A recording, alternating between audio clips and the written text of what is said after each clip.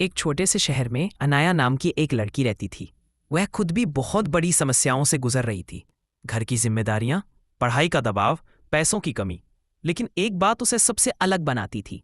उसका दिल हमेशा दूसरों की मदद को तैयार रहता था, चाहे उसकी अपनी जिंदगी कितनी भी मुश्किल क्यों ना हो। एक शाम वह कॉलेज से लौट रही थी।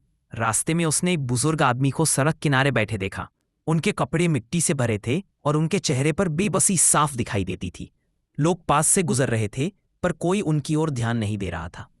अनाया के कदम खुद ब खुद उनकी तरफ बढ़ गए। वह बोली, आप ठीक है? कुछ मदद चाहिए? बुजुर्ग ने धीमी आवाज में कहा, बेटा, मेरी जेब कट गई है, घर जाने के लिए पैसे भी नहीं बचे। अनाया के पास भी सिर्फ उतने ही पैसे थे जिनसे वह घर पहुंच सकती थी।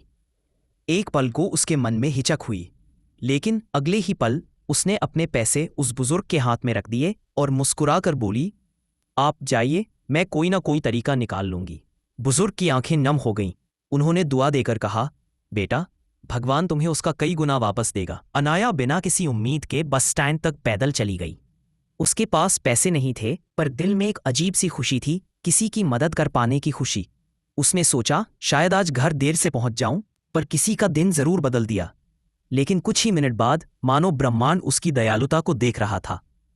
उसी बस स्टैंड पर एक महिला खड़ी थी जो चिंतित नजर आ रही थी। वह बार बार अपनी फाइलें देख रही थी, जैसे किसी इंटरव्यू के लिए जा रही हो। वह अचानक बोली, तुम्हारा कॉलेज बैग देखकर लगा, क्या तुम उसी यूनिवर्सिटी से हो?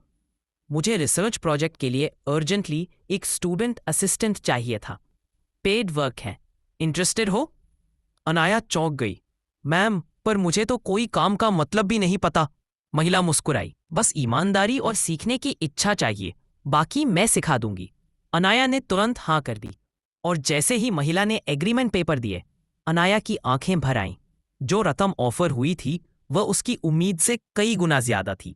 उसे वही समझ आ गया जिसकी उसने उम्मीद भी नहीं की थी। ब्रह्मांड ने उसे उसी पल लौटा दिया।